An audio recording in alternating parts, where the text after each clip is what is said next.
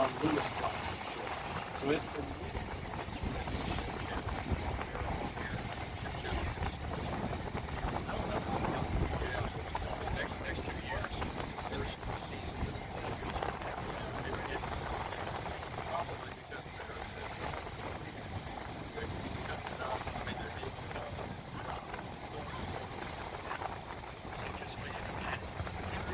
Alright, so the next ship, this is a Dredger, owned by the Army Corps of Engineers.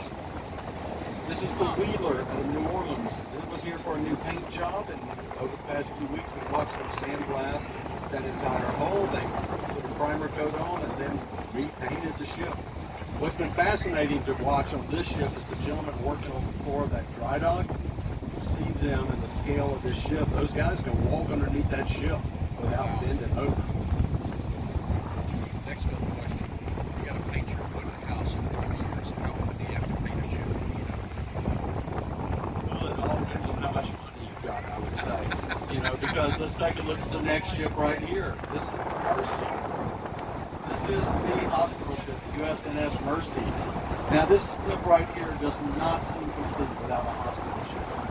Because for the past 2 years, we had the USNS Comfort here. It left about 2 months ago, and now this ship has replaced it. So the Mercy serves the Pacific coast. It's based out of San Diego. The Comfort is based out of North Virginia. It serves the Atlantic coast. So both of these ships were built in 1975. They were both oil tankers originally. But in 1985, the Navy had the opportunity to buy both of the ships, and they decided that that would be a better deal and have 2 hospital ships. But please note this. The year before, they had already decided that the United States was going to be their hospital ship. And that's why they went and sold off all of the furnishings and brought that boat that year. But then this opportunity came up there, so they left that ship as we see it today. Now the Mercy here, this ship did survive a terrorist attack just recently during the COVID crisis.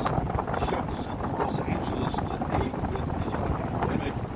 While it was there, there was a rogue engineer who decided the government had to consider it. So he was going to derail this trip and crash into this ship.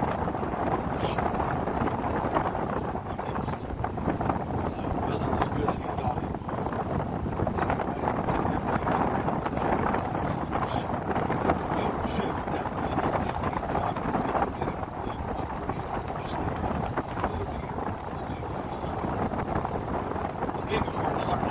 I told you earlier to look at the size of that oil refueling ship. This is the previous class of oil refueling ship.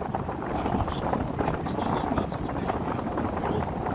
The Bighorn was in service as late as last September. It was the only ship that was in the service of those ships. And at that time, it did strike something beneath the surface.